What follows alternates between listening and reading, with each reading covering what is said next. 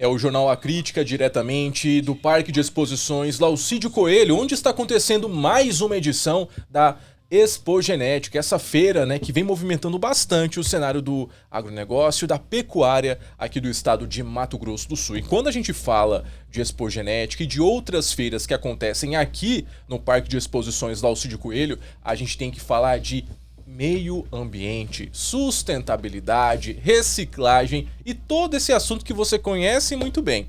E para poder falar um pouco mais com a gente sobre esse assunto, eu estou recebendo aqui mais uma vez a Dayana Garcia, ela que é engenheira ambiental da Revolução Ambiental. Muito boa tarde, Dayana. Obrigado pela sua participação mais uma vez. Já é conhecida pela nossa audiência. Boa tarde, Carlos. Tudo bem? Prazer enorme estar aqui novamente. Legal, prazer é todo nosso. Antes da gente começar a falar um pouquinho sobre a Expogenética, porque a Revolução também está nessa segunda edição da Expogenética, a gente vai falar um pouquinho sobre justamente a Expo Grande 2025, que aconteceu no primeiro semestre desse ano, e a Dayana vai trazer uma grande novidade que representa muito, não é mesmo, Day? Que é o selo ambiental. Isso, na Expo Grande 2025, nós fizemos a separação dos resíduos durante o evento e conseguimos alcançar um valor muito significativo, uma porcentagem com mais de 10% do ano anterior. Nós conseguimos desviar 86% dos resíduos gerados durante o evento do aterro sanitário. Então isso é algo muito significativo para a nossa cidade e para o nosso estado também. E quando a gente fala justamente sobre o selo Rumo Lixo Zero, a gente percebe que isso vem ganhando destaque, né, nos últimos anos em feiras de agronegócio, não só as que acontecem aqui em Mato Grosso do Sul, mas em outros estados também. O que na prática representa conquistar uma certificação como essa, Dayana? Nossa, isso causa um grande impacto. A gente pensa, feiras agropecuárias, elas têm um peso muito grande para o nosso país. Então, trazer o viés da sustentabilidade traz a união, né, dessa parte que a gente fala do agronegócio, isso, né? Da responsabilidade, mostrando quão importante é o viés da sustentabilidade hoje que nós temos. Uhum. E justamente falando sobre o selo Rumo Lixo Zero, quais são os principais parâmetros para poder se conquistar essa certificação, que na Expo Grande desse ano foi conquistado 86%, né? Sim. Bom, essa certificação, ela traz várias coisas. Não é simplesmente só desviar os resíduos do aterro sanitário, mas ela vai verificar também a educação ambiental, as práticas de não geração, o que a gente pode evitar, tudo isso é contabilizado.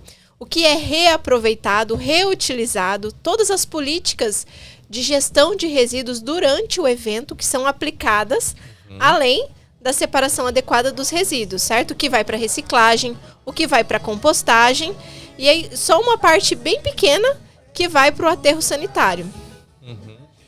Quando vocês começaram aqui, qual que era a porcentagem aqui, aqui no Parque de Exposições? O primeiro selo que nós tiramos foi em 2024, teve 70%, eu não me recordo, foi 72% ou 74%. Acho que foi 74% de desvio. Então a gente teve um crescimento de um ano para o outro com as melhorias que a gente tinha verificado no ano de 2024, que junto com a presidência e diretoria, nós implantamos essas melhorias e a gente conseguiu um aumento de 12%. Então, a gente teve 86% de desvio, uma melhora muito significativa. Sim, e em um espaço curto de tempo, sim, né? Sim, um ano. O recomendado é de 1% ao ano. Nós conseguimos 12%. Então, isso foi bem legal. E a meta para o ano que vem é bater os 90, né, Day? Bater não, chegar pelo menos, sim, né? Sim, é um grande desafio. A gente entende que aqui é uma feira agropecuária, uma das maiores do país. Passa um volume enorme, né, de pessoas. Mas essa é a meta. É uma meta ousada, mas possível. E vamos fazer tudo para alcançar essa meta. Conseguir, o negócio é não cair, né?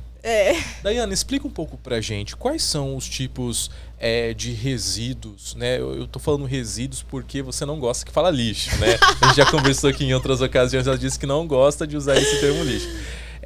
Quais são os tipos de resíduos, né, que apresentam talvez os maiores desafios para a equipe da Revolução Ambiental na hora de estar fazendo todo o descarte, isso, exatamente. Perfeito. Bom, eu fiquei feliz agora que você sabe que o lixo ele tem um nome novo, né? Sim. Agora ele é chique, ele chama resíduo, porque ele tem valor agregado. Não, mas e o pior que é verdade isso, sim. porque desde que a gente se conhece, existe, por exemplo, pessoas que, infelizmente, né, acabam dependendo do que as pessoas descartam. E no fim das contas, aqueles itens que elas pegaram nas lixeiras e etc., tem uma segunda vida, vamos dizer assim, né? Com certeza. É matéria-prima. Matéria-prima. Aquilo ali é matéria-prima. Se você deixar aquilo ali para ir pro aterro sanitário, você está enterrando dinheiro, certo? E faz sentido enterrar dinheiro, eu sempre falo isso. Porque o resíduo ele tem valor agregado. Por isso que a gente precisa separar ele da forma adequada. Então, os resíduos gerados numa feira, normalmente são da praça da alimentação, que vai ser latinha de refrigerante, bebidas alcoólicas, vidro também gera um pouco, alguns resíduos de espetinho, né? Aquela madeirinha de espetinho, guardanapo, né? Isso. Marmitas também a gente vê que gera bastante. Além desses resíduos, os orgânicos, né? Que são os restos de alimento, folhas, varrição. Bom, aí tem os resíduos dos animais, certo? Que são os que a gente chama de orgânicos também, que esse daí vai para compostagem junto com... Não vão junto, desculpa. Tem o resíduo dos animais e tem os restos de comida. Eles são tratados de forma diferente, mas ambos vão para compostagem, tá? Mas em processos diferentes. Bom, tem os recicláveis, né? Que são as latinhas que têm um valor mais alto, o agregado, com certeza. Plástico, o vidro, que não tem um valor muito atrativo para o mercado, mas mesmo assim a gente consegue ainda desviar do aterro sanitário. Ele tem um peso maior também, né, em questão de peso mesmo, e não tem um preço muito bom, mas a gente consegue desviar do aterro sanitário. E o papel e papelão, que o pessoal separa também. Entendi. E no decorrer do ano, porque a gente sabe que esse trabalho que vocês fazem aqui na Expo Genética, na Expo Grande e em outros eventos que acontecem, que vocês são solicitados, né? O trabalho da Revolução Ambiental é o ano inteiro trabalhando de forma, levando essas informações de forma como educação para as escolas, para os estudantes, para a sociedade como um todo. Como que isso reflete, Dayana? Como que os trabalhos que vocês fazem aqui ou em outra feira acaba refletindo no decorrer do ano para a população, para a sociedade como um todo aqui de Mato Grosso do Sul? Como que vocês levam isso de forma didática para que isso seja parte da cultura das pessoas, que isso seja um hábito, né, das pessoas descartarem o lixo da forma correta?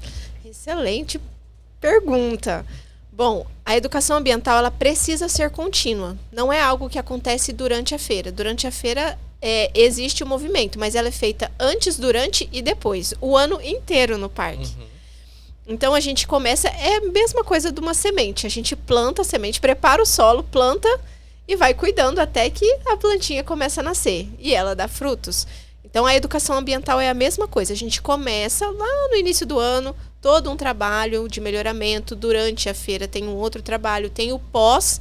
E a gente sempre vê as melhorias que precisam ser feitas e aplica no ano anterior. Eu acho que é por isso que a gente vê o crescimento, né? Sempre, todo ano, a gente vê uma melhora contínua. Isso é excelente, motiva muito todos os envolvidos no processo. E a parte da educação ambiental, é muito legal ver os resultados, né? Tanto em números quanto nas ações das pessoas. E quando a gente vai trabalhando aqui no parque, a gente vê que as pessoas levam isso para suas casas, porque depois elas voltam para contar pra gente. Ah, eu comecei a separar os resíduos na minha casa. Ah, tô com dúvida. O que eu faço com isso aqui? Isso aqui é a minha lata de a caixinha de leite. Onde que eu descarto ela? Aí a gente fala para que as pessoas têm dúvida se é no metal, se é no plástico, se é no papel, porque ela tem os três resíduos ali. Então a gente vê o engajamento das pessoas e elas levando e sendo multiplicadores. Então, imagina, são as pessoas que trabalham no parque durante o ano, o evento e tudo mais, então isso vai se multiplicando. Elas vão levando isso para a vida delas.